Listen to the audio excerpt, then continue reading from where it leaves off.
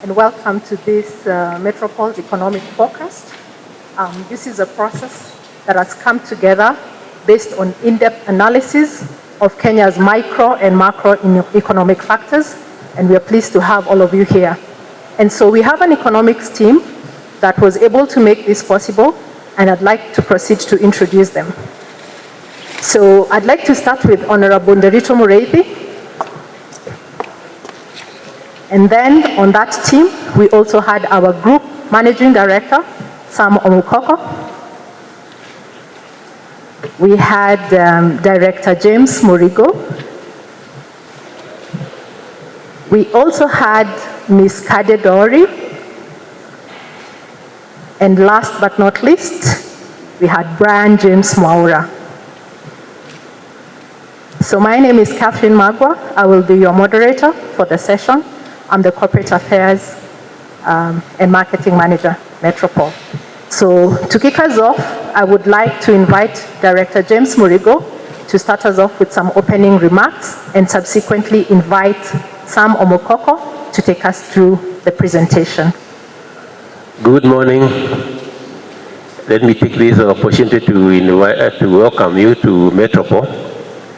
I think at a time like now when Kenyans are really looking for information, and if anything to go by, the way Kenyans engage in the debate on the finance bill is a clear indication that Kenyans are looking for information. They are looking to understand the environment they are in, and any information being put out there is always useful. This occasion is for Metropol Corporation to give their own analysis of the economy, the way we see it, and hope that when you put out the information there, it becomes useful to many sectors of those who look at it. There are those who are deep in the managing the economy, and they are always wondering which course of action do you take. You may need some additional information just to enable you to interpret. There could be those in the academia who are looking at, they read their books, sometimes they are not able to put things together. They may want to look at things different. And of course, we have the media, and that's why we are happy to have you here today, to get a feel, to be able to relate to Kenyans what is happening and what are the expectations going forward. When you look at the economy, people look at many ways of trying to look forward. And you look at the issue of the demand and supply in the market. At the end of the day, they are the ones that influence whatever happens. And the way the country responds to the issues of supplying the demand and producing the goods and services to meet that demand very much determines the way forward. To be able to do this, there are a number of factors that will influence this. Part of it depending on what is the nature of the demand. How do you utilize the resources you have? In the Kenyan environment, we are quite aware how, for example, the food issue becomes quite critical. That whenever there is no food in the market, inflation goes up, prices goes up, and it affects each and every Kenyan gets affected. When the fuel prices go up, they have got their impact, which again cuts across on board. And then there is the peripheral of the money supply out there. And one would like to be able to look at these aspects and be able to interpret what is happening, what's likely to happen going forward, and what is in it for me. That's why today we have a team here to try to go through these items one by one, expose them, and give you a chance maybe to interrogate them, and then we see whether jointly we can be able to have a better understanding of where we are heading. Thank you, the team that put this whole forecast together. It's been a lot of work in terms of research, analysis, and finally putting the figures condensed into one number, which is the GDP forecast for 2023. So I will take you through the key items that we looked at in arriving at this forecast. Metropol is a business information company It is licensed in Kenya as a credit reference bureau and also in Uganda as a credit reference bureau. It also operates in Kenya as a rating agency licensed by the Capital Markets Authority, and in Rwanda also as a rating agency.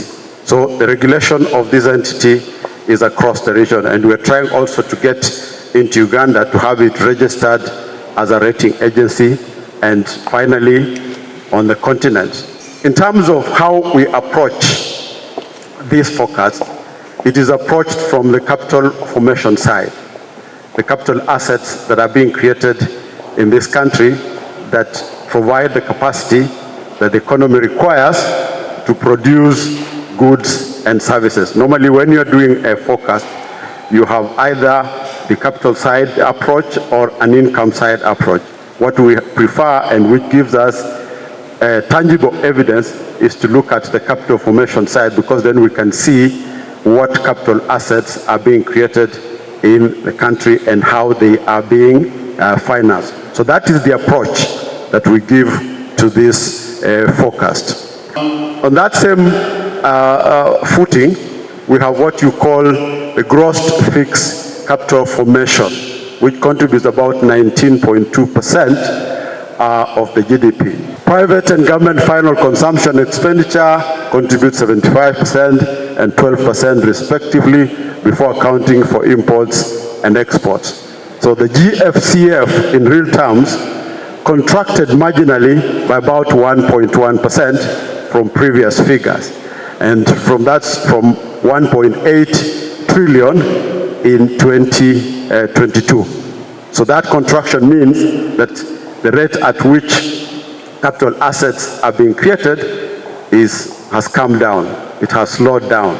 And because we are coming from that side in doing our forecast, that will be the key ingredient in the figure that we are going to give to you. Now, if you look at trends in gross fixed capital formation, you can see the items that do fall in that category.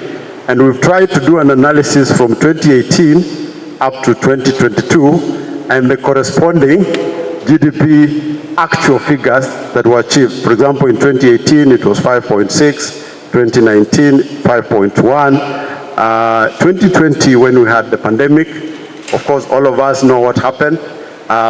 We had a negative growth of 0.3. And then, of course, 2021, because we are coming from a deep hole, the registered growth rate was quite dramatic.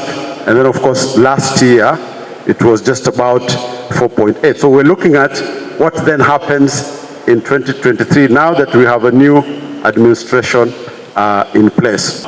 Looking at the key drivers, the first item we want to look at is the investments in private sector, because this economy is private sector led, and we understand that it is a free market economy. Of course, there is no completely free market economy. All economies tend to be between free and control. So you get that there's an element of government control in the running of the economy. But what we understand that in this is an economy that is private led. So we try to look at what is the participation of private sector in this particular forecast. Now what we see is that a CEO survey made in May of this year showed muted business confidence, with 83% of CEOs expecting business growth prospects to be the same or lower for the next 12 months. And of course, what does that mean? It means that CEOs have a muted confidence in terms of the investments that companies need to make. Companies need to make investment in capital assets, plant, machinery, and inventory. Now, if the feeling out there is that there is no aggressive demand to drive them to invest more, which means they're being careful. So that survey is an indication of the amount of investment that is likely to be driven from the private sector. If you look at the Hustler Fund, which is supposed to have provided a stimulus for further investments, yes, it has come into operation, but its impact has not yet been felt. So we cannot be able to capture how it will affect the growth of the economy this year. We're still watching. A lot of it has not been rolled out, so it is not a factor in terms of how we understand how private sector investment is going to be driven. If you look at interest rates, many of you know that interest rates in this country have been high. Now, the new administration at CBK went in a month ago, and the first thing they did was to increase the interest rate by increasing the CBR from 9.5 to 10.5. That is a signal to you about how they are looking at the future. Now, when you increase interest rates, what that means is that money is going to become expensive. When money becomes expensive, less entities will be attracted to borrow that money. And that means, again, because whatever is borrowed goes into driving investments, again, we see that investments are going to be muted. In terms of how interest rates affect consumption, what we know is that if people cannot be able, in this country, a lot of the monies that is borrowed on the, from banks, a lot of that money goes into consumption. Now, if again interest rates are high, it means that less people will be inclined to borrow, and therefore demand again will be muted. So you have a relationship that looks at what investors will react as far as that hike in interest rate is concerned, and what consumers will react as far as that interest rate is concerned. And that has an impact directly on the rate of inflation that we expect to see in this country. As far as also investments are concerned, we know that energy costs are a major driver. Now, energy costs in this country are still high. They are a factor that have affected the level of costs, the inputs that companies put as one of the significant inputs in their cost of production. Again, this area, although there's a lot of progress that is being made there in terms of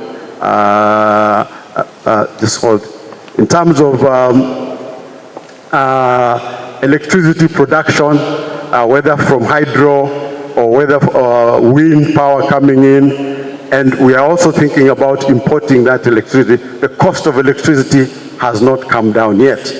You can see in terms of oil, yes, oil prices are sort of stabilizing, but again we see that the impact of the VAT that has been slapped on oil has an impact on the increase of the cost of input. So again, that's important. Our own efforts to look for oil reserves, to prospect for oil reserves in this country have not borne fruit. So we basically have to rely on whatever is being imported.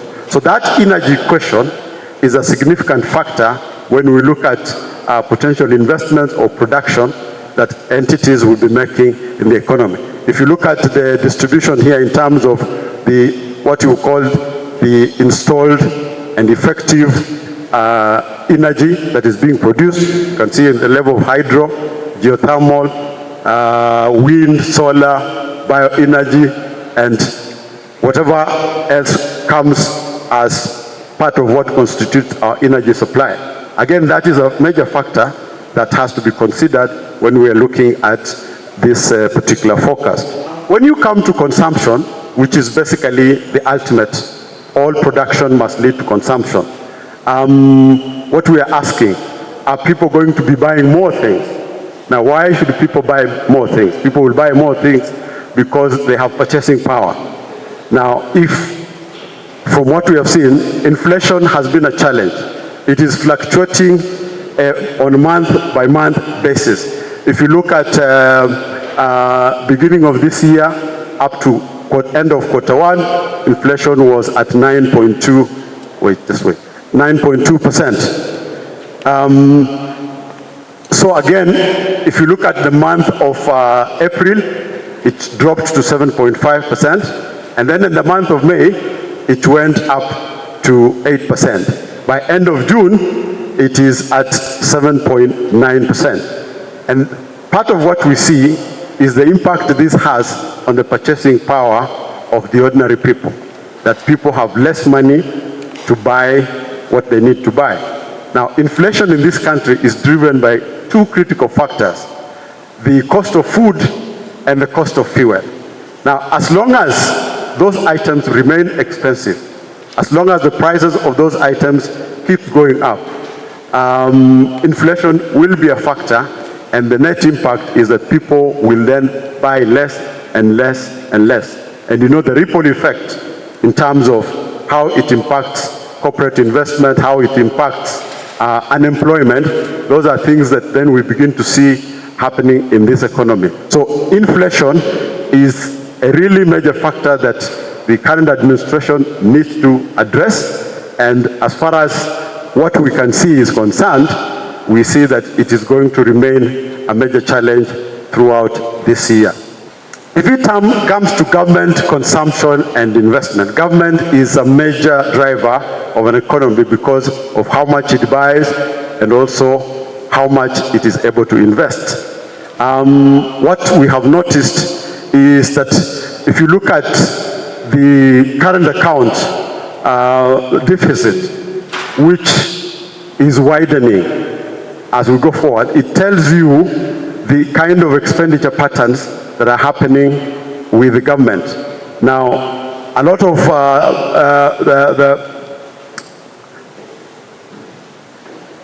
we see, for example, the depreciation of the shilling. There are a lot of imports that we bring in, and those imports are becoming more and more expensive because as the shilling depreciates, we have to pay more outside to get those imports in. And now, through the management of the current account, you will see that the payment to net imports is higher than what we export out. So that again has an impact on the management of that account and the impact that a government will have on what it is buying. If you look at the capital account, which has foreign direct investment and remittances, we see that remittances from diaspora have remained almost the same. We now begin to see there's a slight increase even from the regional countries within East Africa. We have seen that more money now is beginning to come from countries like Uganda coming in. But again, we see that there is not significant change in what has been happening in this area, which means that the capital account will not expand much to have reserves available for government to pay for its imports or ensure that enough is going into investments. Again, if you look at, of course, the balance of payments, which is a factor of the exchange rate, again, we know what has happened. The shilling has moved from 105 early in the year, 110 early in the year. Currently, we are about 140.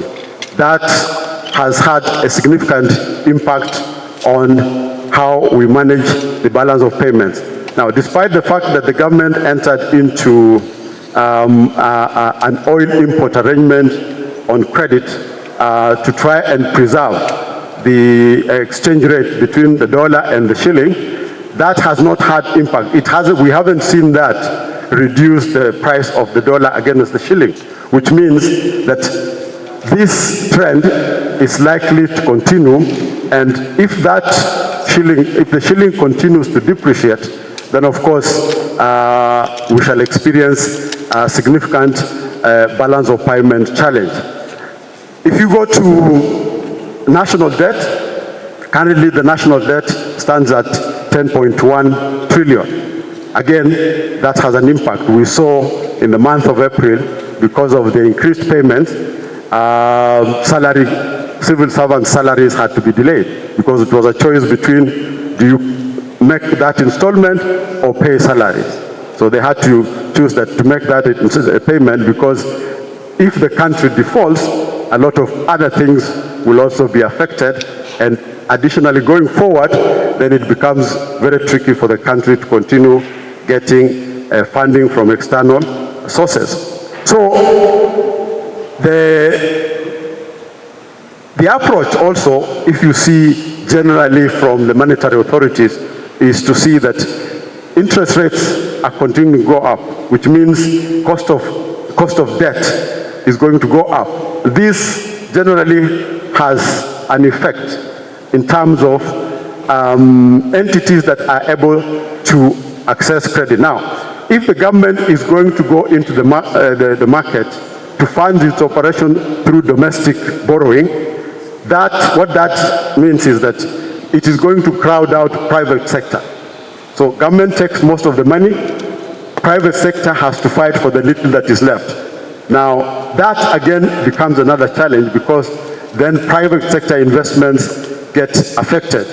And so the impact of government in the money market is a significant factor, and is what we looked at in terms of how it impacts the overall performance of investments going forward. In terms of fiscal deficit, we understand where taxation is today. We understand about government expenditure. We see how the government is planning its expenditure and how it is planning to fund that expenditure.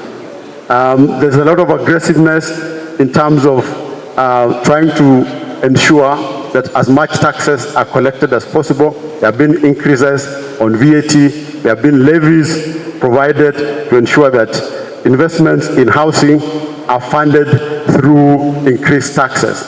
So these measures that are being put in place to ensure that the government can meet its expenditure from its existing revenues, there's a significant deficit that is been recorded, and that deficit is to the tune of 656 billion, which means how does then the government meet that deficit? It's going to meet that deficit by going into borrowing in the domestic market. Part of what we expect going forward is to see some discipline, what you would call austerity measures, exercised by government to ensure that its expenditure is properly controlled so that it's nearly matched by whatever it's collecting, to ensure that the deficit that arises out of its expenditure and income is reduced to a significant level, to a reasonable level, to ensure that government does not go into the domestic market and crowd out private sector in terms of access to credit. If you look at this chart, for example, in terms of total revenues, you will see on a year-to-year basis, total revenues and total expenditures is always above the revenue that the government collects. And there's always a fiscal deficit that has been recorded throughout.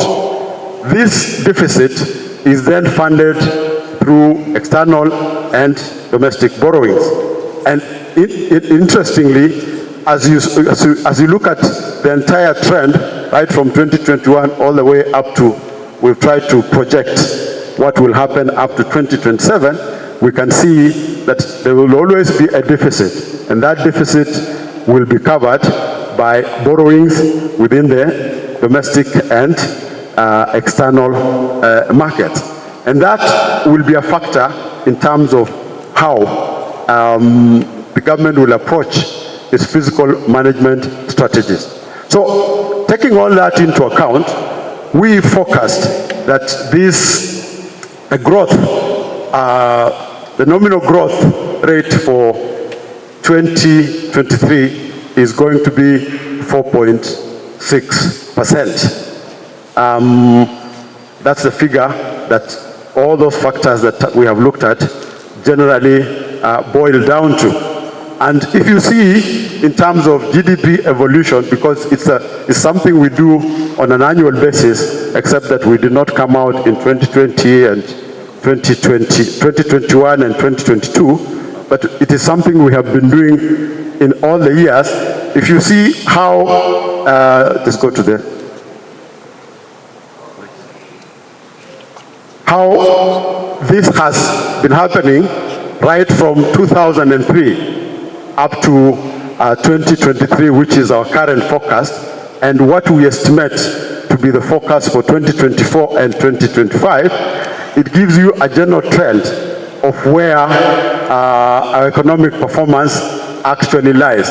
And if you understand the approach to this in terms of looking at the capacity that we have built as a country, which is the investments that we make both at private and government level, then it gives you that this is the trend we expect to see in the next 3 years.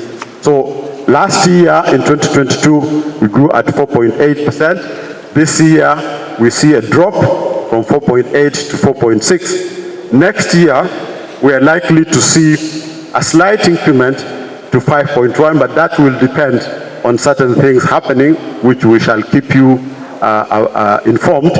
And because our approach now is that every quarter we shall have to be tracking these factors and see the impact that they have, so that we give you a revised forecast on a quarterly basis. And that is information that everybody requires in the country as part of their decision-making process.